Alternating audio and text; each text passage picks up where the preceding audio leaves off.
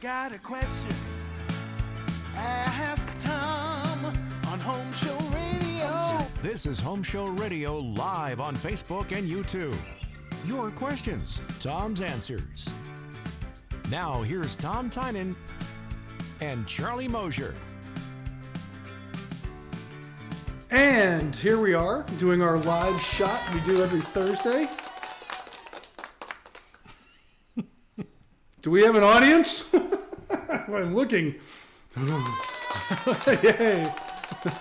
No, okay, if we're going to have an audience, we have to have a band too, okay? A Doc Everson or something like that. Yeah, that'll work. All right, are we going to play working with a limited budget over here, We're going to Tom. spend 5 minutes and let Charlie play with his new toys, and then we'll get to business. I am not playing with my new toys. Back to you, Tom. I'm waiting for a movement. Well, You figured that one out. Well, at our age, that could be a while. So, Or it could be very quick. We'll see. True. All right. Anyway, I'm Tom Tynan, Home Show Radio. Answer your home improvement questions. That's all I do. I know how to fix toilets and use them too, as well as other things around the house like front doors, back doors, locks, building roof systems, ventilation, insulation, and that kind of thing. And I answer questions mainly. I started on the radio 35 years ago, and still am on Sports Radio 610 in Houston, Texas. And we're on 9 to noon on Saturdays and 8 to 11 on Sundays. And before us, are you ready? We have the Garden Guides, which are very popular right now, probably in many parts of the country, but in Houston, Texas, big time, because everything died 3 weeks ago. Maybe it was 4. I don't remember. Anyway, we had a freeze of a freeze of a freeze, and planting is very big time. Right, Charlie? indeed. In fact, I was in Memphis yesterday. And they got pounded. They got pounded. You know, Yes. their plumbing contractors aren't quite as slammed as we are, but here in Houston. But yeah, they had a freeze up there the same way, and it was pretty nasty. So, what we do here, by the way. Oh yeah, what we do here on Thursdays, by the way, during the Facebook Live thing, if you're new to the program, is we play with our equipment, but we also answer your questions that you send us to homeshowradio.com under the Ask Tom section. There's a little button right in the front, Ask Tom. You send those in, but you can also enter your questions down here in the comment section underneath us, and we're happy to get those. Tom's getting late breaking news from the control room there. I know. I felt like I was on Fox or something. Wait a second. All right. Does Tucker have something to tell you there? No, I don't know. Let's go ahead. Let's see. Let's see what we got over here. We got Robert and Frank and Ralph are here. Thanks, guys, for coming in. Rosa just came in. Thank you for being with us here today. We appreciate y'all watching the show and being part of the Gala Thursday broadcast as we roll along. Want to get some questions in? I'm ready. That's what I do. There we go. Let's do the do-do. Here we go. First one comes from Kay in Huntsville. She said, I was at altitude this morning early. It kind of threw me off, but It wasn't that high of an altitude. Well, you weren't climbing the Alps. You were in Memphis. Yeah. Or did you fly home in an unpressurized plane? Maybe that's the ticket, like a B-29. Okay. Yeah, no, I flew back. I came back via FedEx 2-day package from Memphis. That's it. Yeah, I absolutely positively had to be here today, so that's how I came back. No, in fact, when I went up there, it was a plane so small. It's one of those ones you don't get on, you put on. And but anyway, okay, let's get to the one I fly every week. Okay, fine. Good. Yes, right. I know. Kay in Huntsville, remember her? Yes. She says, I'm going to sell my house. He said, should I replace the outdated appliances and replace my Foggy double pane windows before I sell? No, I don't think you should do anything except clean the house up really nice. Don't unclutter it if you have to. Get rid of all the junk you've been saving. Make it like a very clean, quaint home that is ready for someone to do something with, and sell it as is. They might go replace all the windows in the home. They want to pick out their own appliances. Now, if they come to your house and they say, your appliance, we're going to have to replace the appliances. We'd like an appliance adjustment. You can play with the price. Let me say, all right, well, I'll tell you what, I'll take $400 off the cost of the house. You can put that towards your appliances. It's something simple, something not all the way, but maybe a quarter of the way, just as good faith. But move the house. Don't put a bunch of money in it. I think it's a big mistake. I have bought and sold and lived in all that time, many homes in my career and in my life.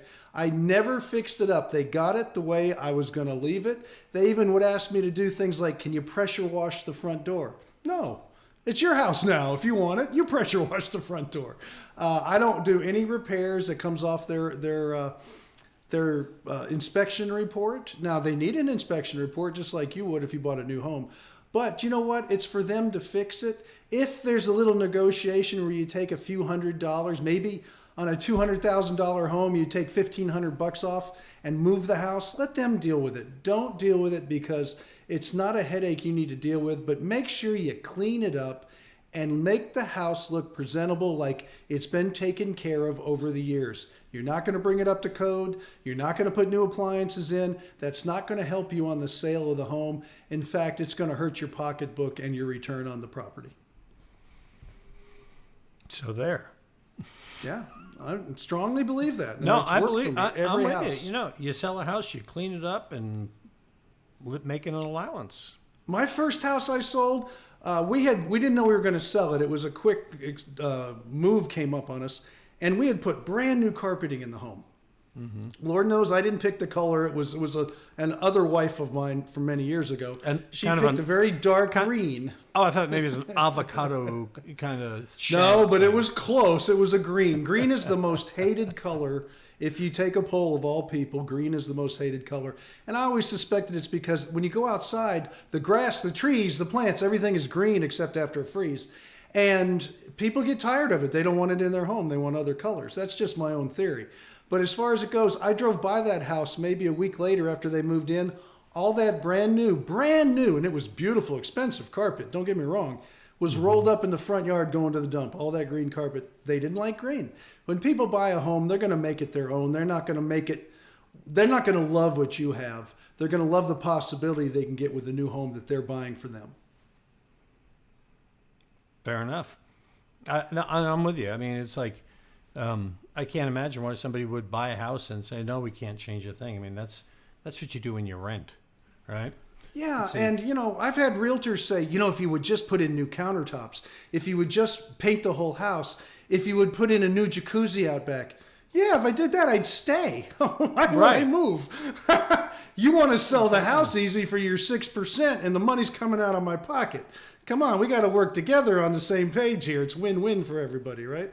I like win-win. Win-win-win. Got that off my chest. I'm good. Thank you. Yes, ladies and gentlemen, Tom answers your questions and vents his spleen every Thursday at 4 o'clock here on Facebook. Let's see. Say hi to Ralph and Sue. Hey, Ralph. And Janice is here. David is watching.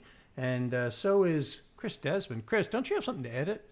Chris Desmond? He's down in our video department. Yeah. Anyway, so we got a bunch of questions. And we're getting questions here. Video department.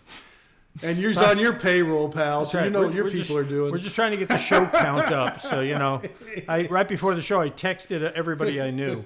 So they're all sitting down there eating popcorn, watching his computer. They are. All right. So let's hear a question here came in. And by the way, if you have a question, you can put it in the comments section. We'll answer it right here, part of the broadcast. That's why we're live. Here's one from Diane Weaver. She says, is it better to have a ridge vent or the turbines or both when getting a new roof? Never both. You wouldn't do that. And never turbines. Don't ever do that. Those things, they've got a few places left on a doghouse or a porta potty or something like that, but for the most part, they aren't even used much on those anymore. Or ridge vents. Or in Aladdin. They wear the turbines in Aladdin. Okay, yes, if it's a hat. Okay. I wear a fez because I'm a Shriner, but I wouldn't wear it to dinner. But the bottom line is this. Ridge vents, only way to go. Ridge vents, soffit vents. You got a ridge, use a ridge vent. They don't need any other extra help if you have enough ridge. Okay, fair enough.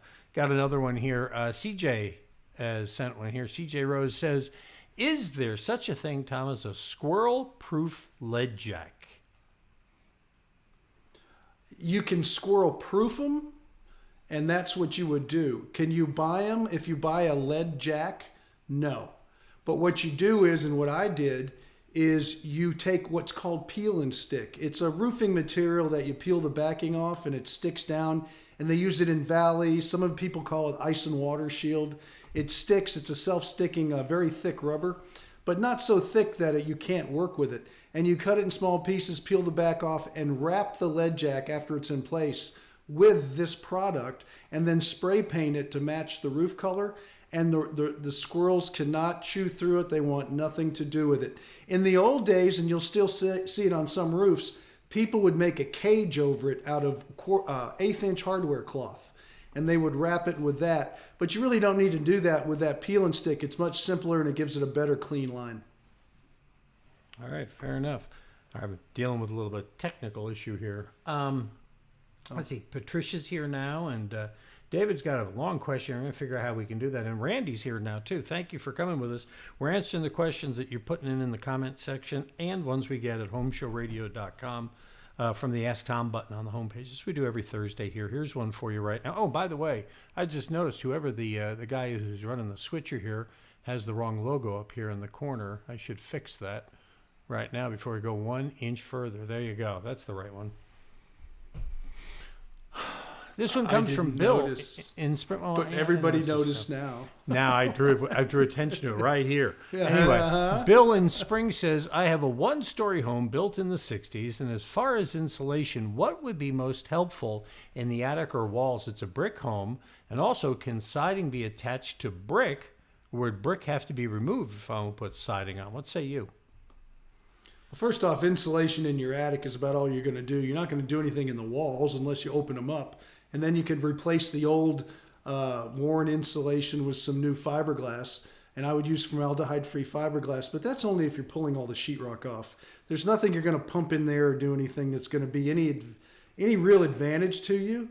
That wouldn't be more of a mess and a huge expense that you'll never see your money back, so don't worry about that.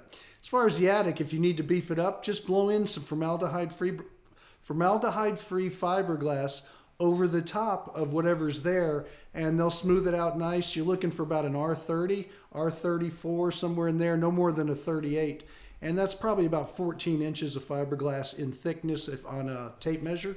So just do something as simple as that.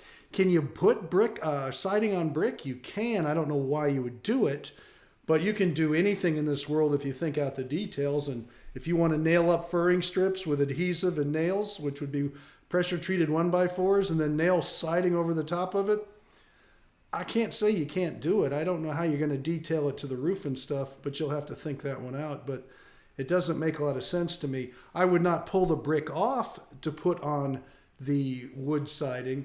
And the reason is because you have a brick ledge there of 5.5 inches deep. And what's going to happen is you're going to have this ledge hanging out over the bottom of your house. It's going to look ridiculous. The siding's going to lay on the top of that, and it could get water and stuff coming in. It wouldn't make a good detail. So if you were going to overlay your brick with something, whether it's siding or put stucco on a river, leave the brick there and put it on it. Yeah, so you would go over the brick with the siding?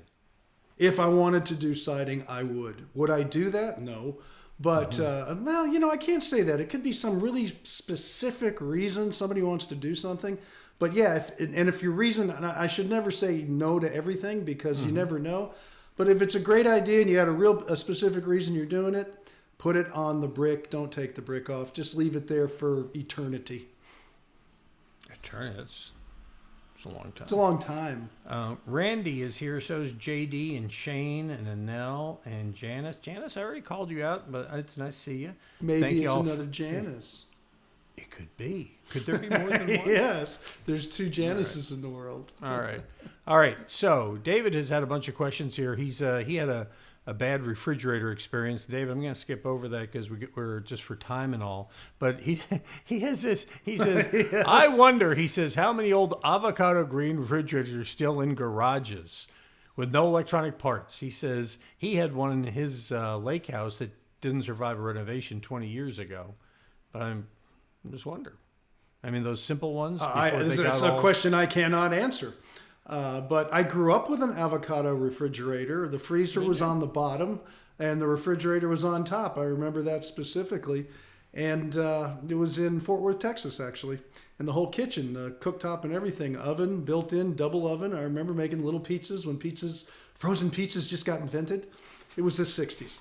But as far as that goes, Tom goes back, knows? boys and girls. Yeah. Yes, I was born in the 50s. Okay. But as far as that goes, who knows how many?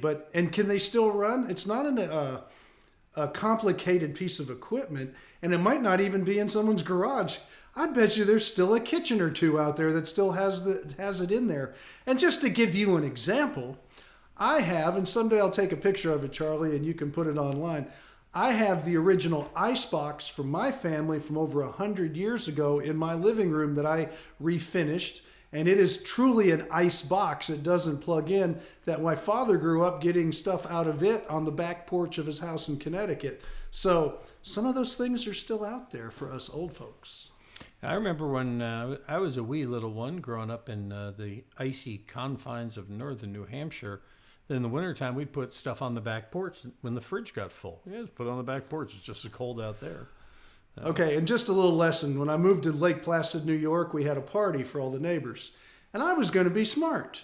So I put all the beer in the snow on the patio. How'd that turn out, Within Tom? 20 minutes, it was ice. It was just a can of frozen ice. So there is a place where you don't want the beer to go past.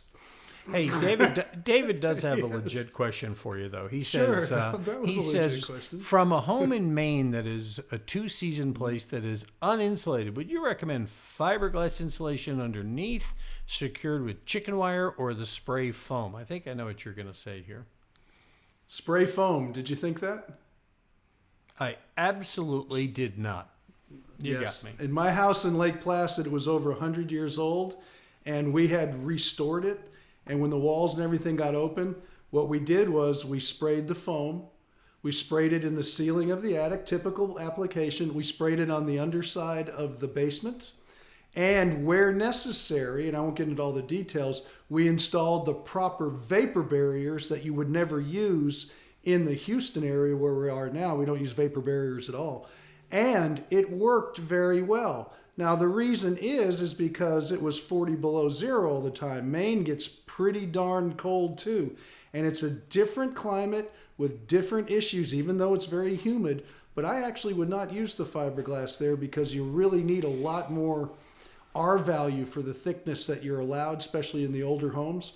And so the foam does work well, and you don't have a lot of vapor transfer through there. In fact, in the wintertime when you're heating that home, you can get humidity levels inside a house down in the teens where people get dry sinuses and issues like that. Charlie, I don't know if you ever experienced that when you lived up in New Hampshire, but in Lake Placid, I would get nosebleeds and things. It was terrible. We had to crack windows just to get some of the humidity in the house and use a humidifier as opposed to a dehumidifier to get that humidity up. And if it got up to about 25%, it would just start to rain on the glass on the windows. So it's a whole different situation up there than it ever would be down here. So believe it or not, foam works.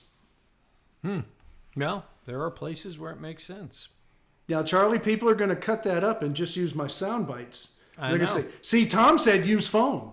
Right. But only in certain areas. Do me a favor, Tom, just for editing purpose, would you say the words in hell? Just go ahead and say that. How about this when they call you and you say, would you like this? And I say, yes. See? And then they say, thank you for saying yes, bye. Right? They use the sound bites. Help me out. Just say the words. I don't want you to say the two words in hell. Just say that. In hell? Perfect. Because now I'll just take that and edit it. There are places where foam makes sense. So anyway. Actually, in opposite hell. In opposite Where hell. it's cold. Okay. Hey, Opposite hell. by the way, you said Lake Placid. That triggered one. David says that, Yes. do you believe in miracles? In 1980, remember that Russian game?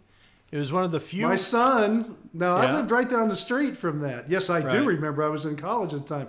My son, he was only my middle boy, I think 5 years old. He played hockey on that rink. I used to go in there because it was so cold, and I would run around up at the top and do my laps and do my running because I couldn't do it outside. I know that rink in that area very, very well. In fact, the high school was right across the street that my boys went to, and I would have to drive there every day. It was only 2 minutes down the road because from that the rink, I lived in a house right up at the Lake Placid Club. I owned a cottage up there, and we could see the ski jumps and everything. So I know that town inside and out, every back square inch of it. And yes, I do remember. Do you believe in miracles? In Texas, it's hard. If you live in Texas, it's hard to understand how compact everything is up there that Tom's talking about. Oh, yeah. It's like, and if you have to drive more than 3 minutes, it's, that's on the other side of town. I'm not going there till Thursday. Yeah, they're saying that when the people who were hosting me in Memphis yesterday said that you can get anywhere you want in Memphis in 20 minutes. I said, how long does it take to get out of Memphis? So, now, only because I miss Houston. Memphis is a beautiful place. We love to be in there, and we had a great time and all that. And thanks to Devin and Whitney for putting us up. We had a great time with them. All right. Let's see. Here's I did a TV show at Graceland. Edmundo writes to us now. He says, my bathroom is 10 by 8 and has no windows. I get mildew on the ceiling. How can I prevent it? Do I need a bigger exhaust fan? I think there's a myth where exhaust fans are the cure-all for mildew on a ceiling. I've talked to many people, and it always, as I get deeper into the stories, it has to do with lifestyle. If you have a shower in any bathroom with the largest exhaust fan in the world, except all walls are gone, like I had my outdoor shower in Galveston, and even that you could sweat up the ceiling. If you take a hot, steamy shower for a long period of time, it's going to get wet. It's going to reach dew point, and you're going to have all that steam get up there, and the exhaust fan's not going to handle it fast enough, and so you're going to get mildew. So it has to be maintained and cleaned, or the showers have to be kept to a reasonable amount of time. So I don't want to just say put this giant fan in and you'll never have mildew on your ceiling, because in the last conversation I had on the air with a man, he had 2 teenage daughters, and he said, Tom, how do I avoid this? And as we started to discuss it, I said, if that's what you got, you're going to have to cut the hot water off and get them out of the shower after 10 minutes, because they would spend 30 minutes. And he just laughed like Charlie just laughed, and it was pretty much, okay, this question's over. He's going to have to clean up, and you're going to have to clean up after it too. The exhaust fan will do some, but not everything if it's really heavy. And secondly, the main reason, and I'm just going to be delicate with this, we have fans in a bathroom is not to get rid of the moisture. It's to get rid of the odors from what happens in a bathroom, so it doesn't end up spreading throughout the house after people are done with their duty. Well, howdy. Yeah, duty, yes. I just left it at that. I wasn't going any further. Thank you, Tom. I'm glad you're so obtuse. Politically correct? Yes, it was like we're all still trying to figure out exactly that veiled reference. Yes, I know. I can tell. This segment of Ask Tom Live brought to you by Poo-Pourri, available at Bed Bath & Beyond. And Broan exhaust fans, the smell will be gone with one flip of the switch. What is it, Broan? Broan exhaust fans. The smell will be gone and there'll be no groan. All right. Oh, okay. All right. There might be let's some see. groans. He's got one here. Yeah. We're inching along here, kids. That's right. We're just answering the questions you send us. You want to put them in the comment section below. We can help you out. Hey, you remember Jibby John, our buddy? He comes in pretty regularly. I do. He wants to know, do we have somebody who can screen a patio? I'm not sure we have one of our pros can do that. Can you think of one that might be able to do that? Maybe Mike Ball or Rudy? Mike Ball might be a call, believe it or not. I didn't mean to rhyme at I hear that he one, does but- it all. Well, that's true. In fact, he was at my house the other day, and we were going through. He does a lot of things that I can't keep up with, so that would not be a bad call to make and ask Mike. Mike's a great guy, and Charlie, that's actually very intuitive of you. I like that. So yes, try that. That would be the only person I would know of any of us to call. I would not call Rudy. There are people out there that do screen rooms, but you've got to be careful, number one, and number two, they're not real popular. So you have to find someone in the screening business that'll do it, because it's a very specialized operation. But there are people that do a lot of that type of work. I just don't have a name. But Mike might have, If he doesn't do it, he's probably had the request in his business, and he might have a reference he can give you. So I want to say hi to Janice and Janine and Diane. You keep mentioning Janice. Do we have a whole bunch of them? There's more than one. You were correct, Tom. Apparently, there is no cap on the use of the name Janice. It's I have a sister-in-law in Hawaii named Janice. So we can talk to our legislators about this. Perhaps we should cap that. I know that they've capped the use of the name Karen. So, yeah, that's not a good name now, I guess. Right. No, I guess not. All right.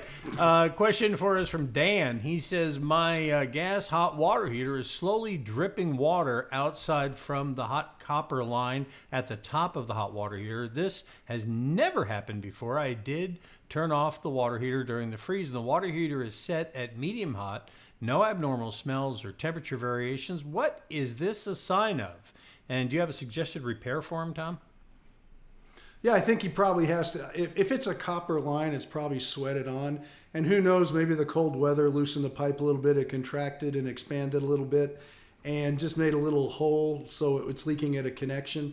And being copper, it's so soft, it can happen. So I'm not going to tell him what to do because I can't see it. But a plumber can probably just re-sweat the whole connection back to normal. If the water heater's working fine and the drip is really from the pipe and not the heater itself, then I'm sure it's just redoing the connection so it's nice and tight and leak-free again. If he was telling me it's leaking at the bottom of the water heater or somewhere like that, then it's time for a new water heater.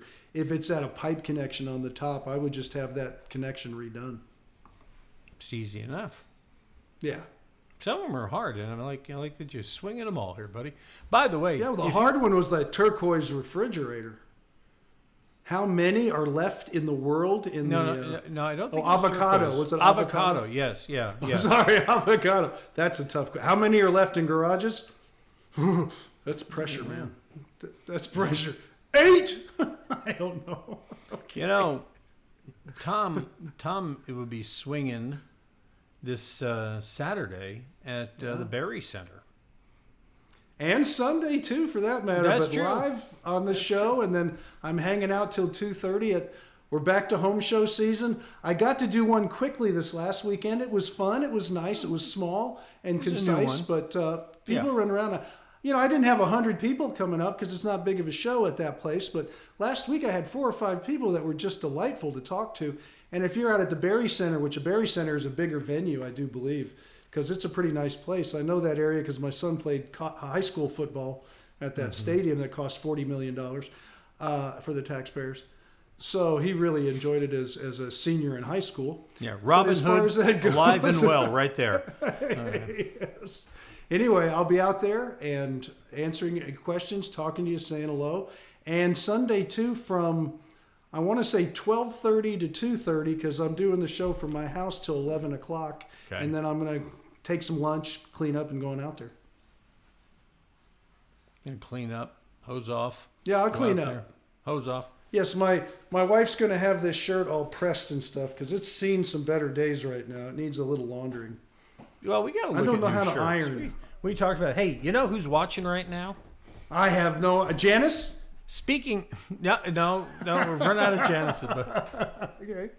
No, but speaking of machetes, Elmer Dutton is watching. Just came up on my little screen here. Hello, Elmer. How you doing? And Raymond actually is one of the most coolest Anel. People I ever met in my life. He really is. He tells stories about World War II, digging tunnels, things blowing up. I mean, it was really cool. Yeah, he likes old cars. And hi, Elmer. I'm glad. I hope all's going well. Elmer Elmer, if Jim wants to watch and get some pointers from Tom, we're here to help as well. Oh, Jim does just fine. Okay. All right. And I like Jim too. And Maria's just come in too. Hello, Marie. Thank you for joining us here this afternoon on the show. Joe Rodriguez has sent us in a question. He says, I'm having sewer problems where sometimes I get sewer backup in both bathtubs and on-time water from underneath the toilet.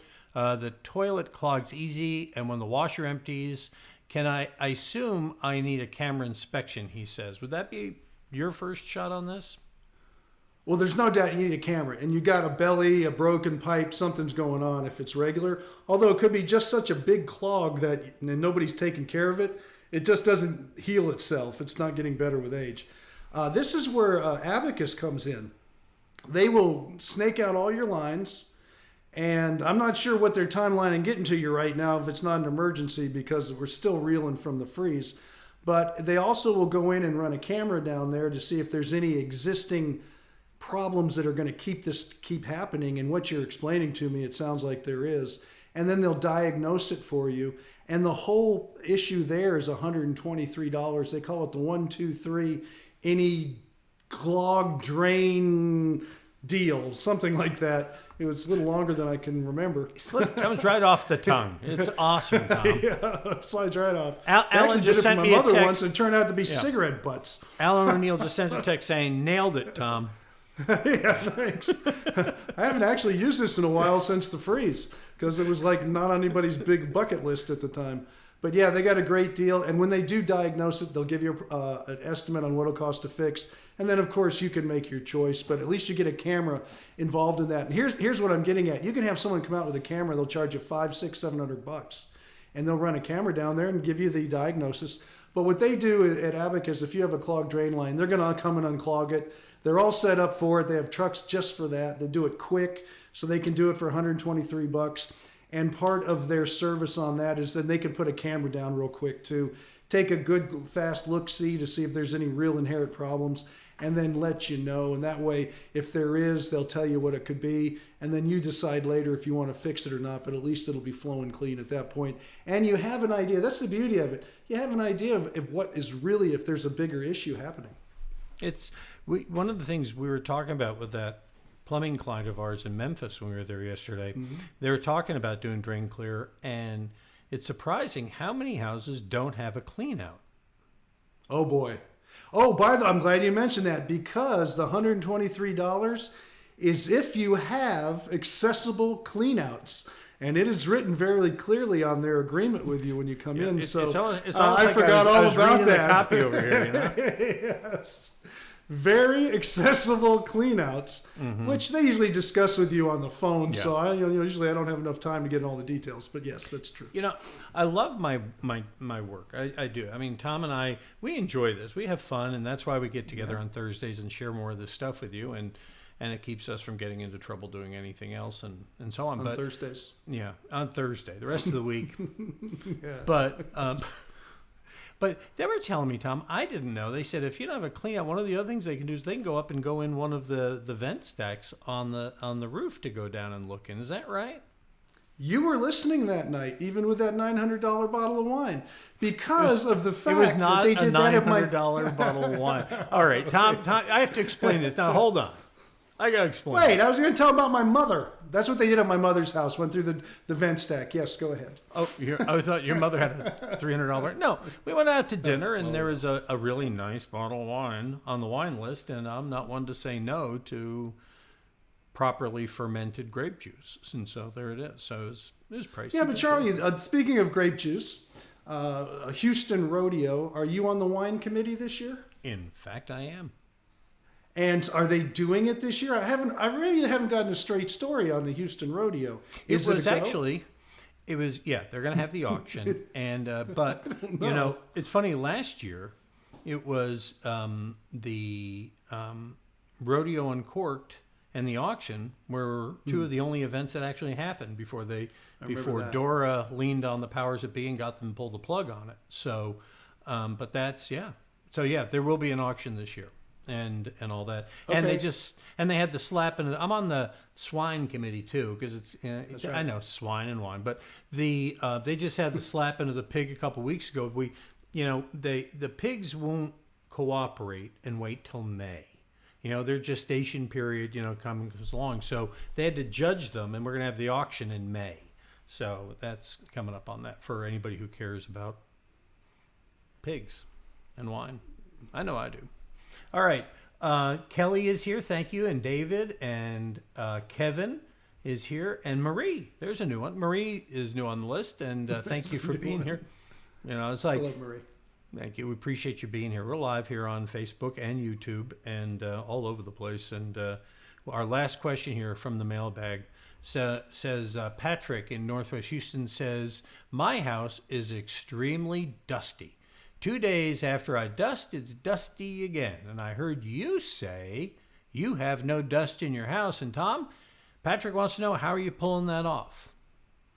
Well, first off, it's not that I don't have any dust. Dust happens. And tell you right now, with all the yellow pollen, there's dust everywhere. I don't know about the rest of you, but I live up on the northwest side of Houston. I got those pine trees and those giant oaks, and they're just pollinating away like crazy. So it's rather disgusting, to be honest with you. My Bronco, I wash it and it's bright yellow the next day. So the other day I just bought a taxi sign and put it on the top so people would think that's the color and it's supposed to be that way. But as far as that goes, at regular times throughout the house, I have fresh air returns. I just bring in fresh air, and the whole concept behind it is this. You're going to have infiltration into your home. Do you control your infiltration, or do you let it come in uncontrolled? Most homes are uncontrolled. When your air conditioning system turns on, or your heater for that matter, it pressurizes your house, and the ductwork is pressurized, and it starts blowing air through the ducts. We all know how that works. But all ducts have little leaks in different places. Not a lot. A good closed system might leak 10% of the air out through the ducts when it's all pressurized and running. And that means that 10% has to be replaced. And so the house is like a lung, and it just wants to suck in that other 10% because it's choking.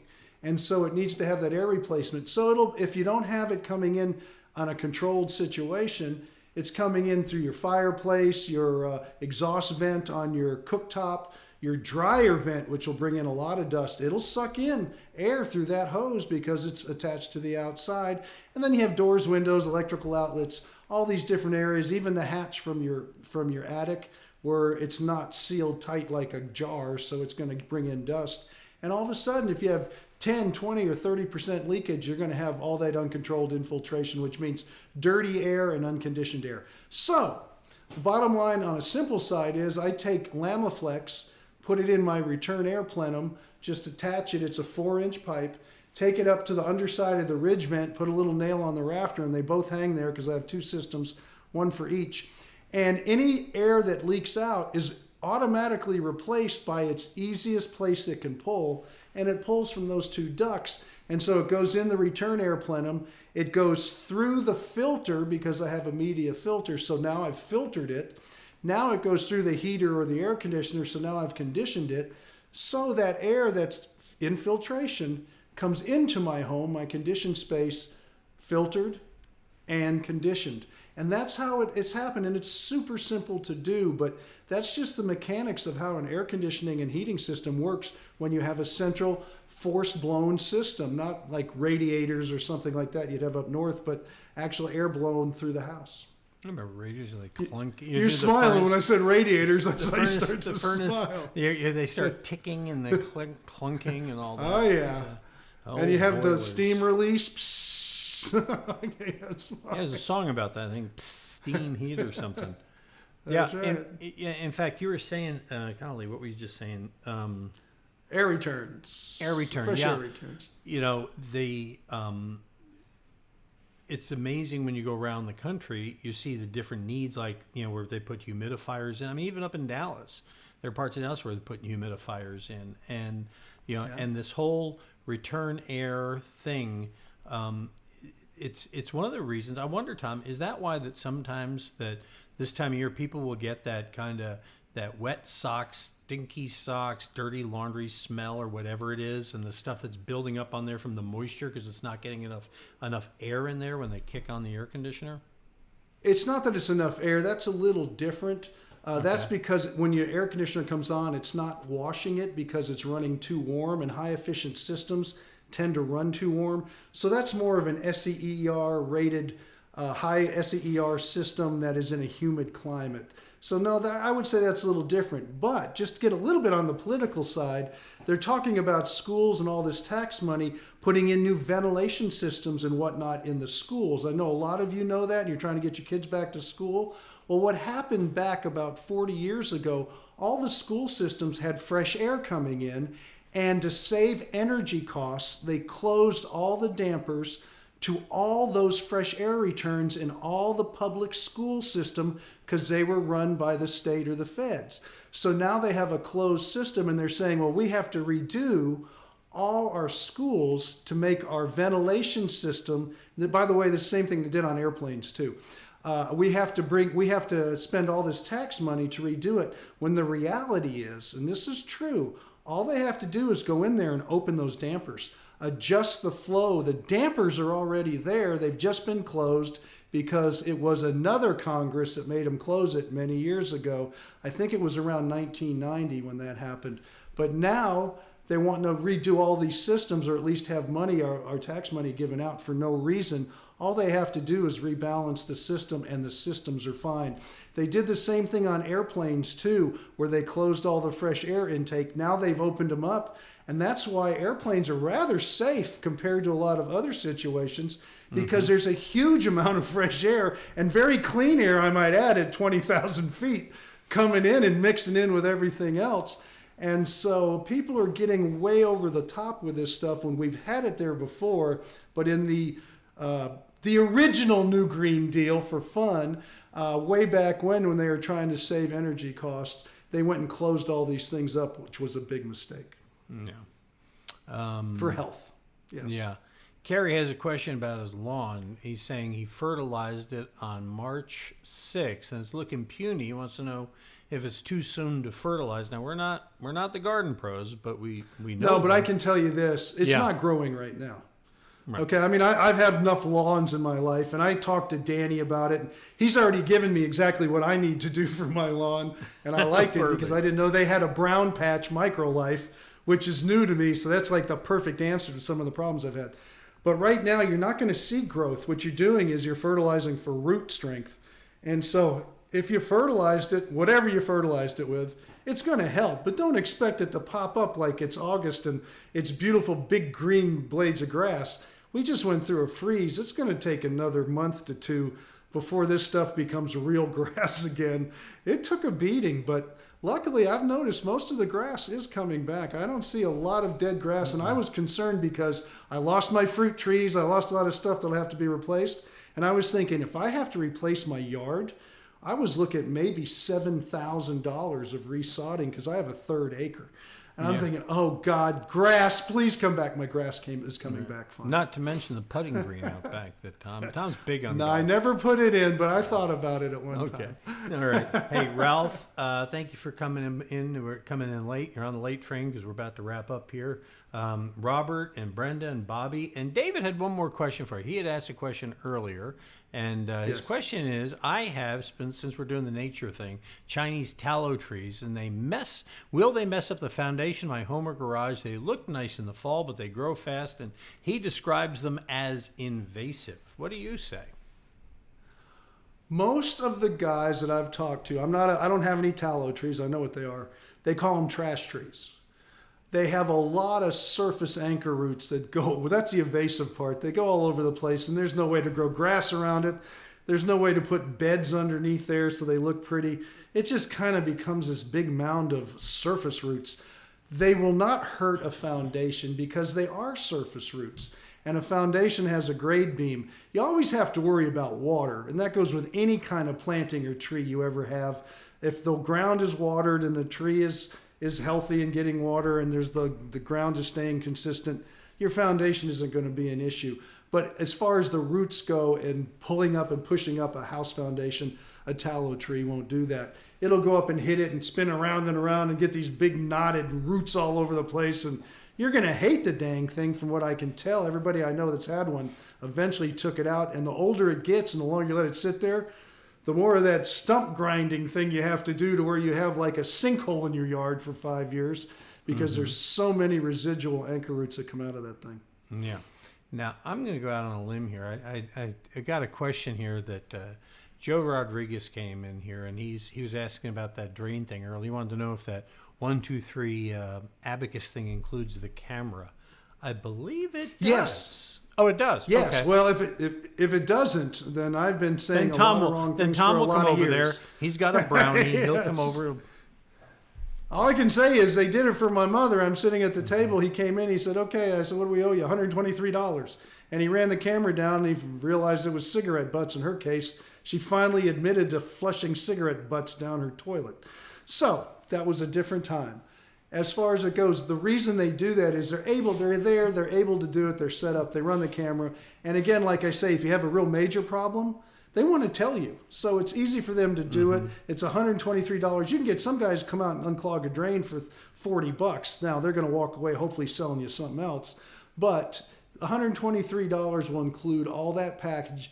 And if you do have something down the road, at least you will know it, and they will say, this is what's wrong. If you ever think about fixing it, call us. You want us to fix it, and here's what we'll charge to fix it. And then you can go out and get other prices if you want. I want to Jen Psaki do this, which is circle back. You want to go around? I want to circle back.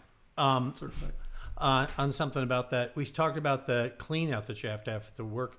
If you don't have one, they'll put one in. And if you don't have one, you ought to have one. And so it's almost a diagnostic. Yeah. So.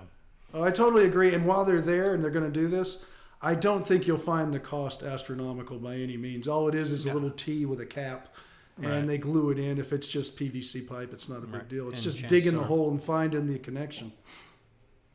Well, there's that. But you also mentioned they can go through, and we kind of got sidetracked. They can go through the vents if it's not a big giant house and 3 stories tall or something. They can run down the vents. I had a problem once where they went in the attic because they didn't want to get on the roof.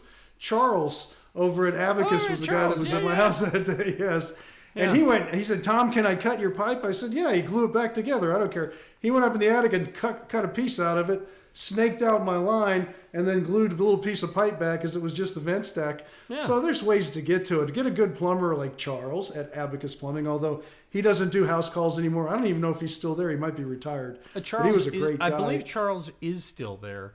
Is he he's good? Not doing houses. He was one of the original, wasn't he? The original. He and Alan and there was Jim with him at the beginning. Yeah, Jim. Yeah, and Jim's gone now. I mean, gone. And understand. But I'm trying to remember. Lee. I can't remember his name. Alan. They both came from Ireland together, and they started the company. And can't remember his name. I don't know that one. But I'll tell you something. I mean, just wrapping up here, guys. We're kind of landing the Charles plane was a here. great guy. Yeah, this is that kind of moment when you get that sinking feeling. The plane's coming down now. But when I was over there the other day, ding, ding. Not quite yet. No, we'll be exiting by rows. By the way, yes. I loved, by the way, a guy who's in line getting on the plane with me on Wednesday. He says, "I love this thing. We're going to exit by rows. Like that's new." How else do you get off the plane? But anyway, but up at Abacus, if you go up there, and this is a great thing. This is part of what makes it a great organization. Is they have the legends of Abacus as they retire. They're putting their picture up on the wall. I mean, big picture, and it's a really nice culture, and that's why we love working with them, and we're honored that they like working with us and appreciate their part. By the way. All our home show pros, if you're looking for them, people you can trust. Tom's kind of picky, and so he won't talk for just anybody. And so we've got these people. If you go to homeshowradio.com over there and you scroll up, you'll see that the list of them is all right there on the website. And if you click up here where it says Find a Pro, you'll get this list here that goes sort of by category. So you can find the pro. We made it easy for you to help you out and find the people that you need. I don't know, by the way, right before I came on the air, I saw that Kathleen Waitley signed off today for the last time on Channel 13, the morning traffic woman. She's retired. I saw something that she was leaving. I don't really follow local news anymore. Maybe now Kathleen, if you're watching, I know that you didn't like getting up in the morning, but you know what? I'm okay if you want to come. It's better than not getting up. I don't know what size you are, but we'll get you one of these for you, and you're welcome to come sit here with Tom and kibitz around and probably draw a bigger audience than I do. But definitely more than I do. I don't know about that, but we'll be back. But you know what? And to find out if that's possible, we're going to come back next Thursday at 4:00 and do this again. If you want to get questions to Tom, this button right here brings it up. You'll see right over here. Click on that blue Ask Tom button. It'll take you to this page on our website, and you can either send us a question or a video or what have you. And we're happy to get your questions, and we answer them here on our little program. We do it on Sunday mornings on early edition for like first half hour or so of the Sunday morning show. And then Tom he insists on doing a new video every day. So we post a new one every day at homeshowradio.com. That's right, kids. Tom just loves doing them. And so we post them every day at homeshowradio.com. So you want to go there. And if you go to our YouTube channel, we just finished uploading, Tom, every question you've ever asked in a video on there. And so if you want to go back, if you go back, it's kind of an archaeological experience for you. If you scroll down through there, because you'll see my hair changing color and lengths. You'll see Tom and me inflating and deflating. And yes. Boo. So it's all preserved there for eternity or until Sergey at Google decides we're a threat and he takes us off. So anyways. Well, I will also say I will not be inflating anymore. I bought all new 36-inch waist pants. Good for you. I'm not going back. Good for you. Yeah, Tom and I both been working on that. Tom said to me one day, we're both in our 60s. It's time. This is our last chance to drop it. And so no more do-overs. We can't get fat and thin. It's either this is how we're going to end it. My dad taught me that. He went through that too, and he stuck with it. He lost his weight, went back to his high school weight, and when he died, he was at his high school weight. I know. And that was 30 years later at 92. He just died last summer, but he had a good life and he was smart. He inspired me on this one. This is what draws you people to the show, and we want to make sure you get a heap and helping of it here at the end. But I will tell you, when I got on the plane, Tom, never was I so glad to have done what I did in doing this stuff. Tom I don't know what you're doing. I'm doing intermittent fasting. No, I went vegetarian. Yeah, I can now. You see, that's okay. These are rare. Incisors. These are incisors. They meant for chewing meat. So I don't want to. Well, choose Dave's bread too. I choose lots of stuff. Mm-hmm. I do. I went vegetarian. I'm not going back. Hey, but for other reasons too. Saturday, Tom's out at Sci-Fair at the Berry Center for the, what is it called? The Outdoor Living and Garden Home and Improvement. Tony keeps getting them bigger. Love Tony, right. But Tony, shorten the names and keep them the same. Yeah, keep it simple. We're old and we want to remember what we're talking about. Outdoor, indoor, living, non-living show, whatever. They're great shows. It's just the names. Yeah, the name is too long when we get to the end of it and we can't remember how it started. So. And the last one was Humble. Instead of Montgomery County, as opposed to the Sci-Fair. Well, we're going to Montgomery County. Then we had in the May. Stafford, huh? Mm-hmm. We're going in May. We're going to Montgomery County in May. I know. There's so many different. That's part of the name. Sci-Fair. I don't know. You want to go to Sci-Fair this weekend, Saturday. Yes. Tom will be broadcasting his show there. And kids, if you've never seen a live broadcast, this is your chance to see radio happening live at the Berry Center. Anyway, so that's it for today. Thank you so much. Tom will see you Saturday, hopefully at the Berry Center, and we'll see you here next week with Ask Tom Live. Got a question? Ask Tom on Home Show Radio.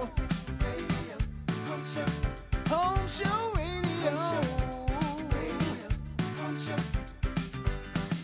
Free advice from a pro who